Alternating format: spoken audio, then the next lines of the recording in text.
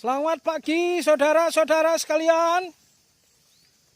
Pada kesempatan di pagi hari ini ada beberapa hal yang ingin saya sampaikan selaku salah seorang perwakilan pemilik dari Anda sekalian.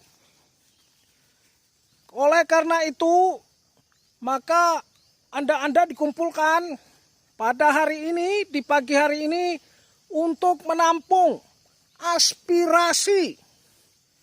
Barangkali ada hal-hal apa yang ingin disampaikan terkait dengan kondisi PPKM yang saat ini sedang berlangsung.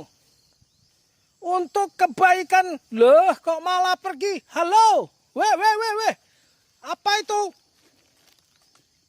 Kok malah orang lagi ngomong kok? Waduh, gak sopan.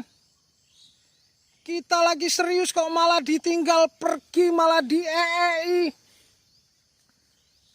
Gimana sih? Ini untuk kebaikan kita bersama loh. Waduh, gak sopan nih.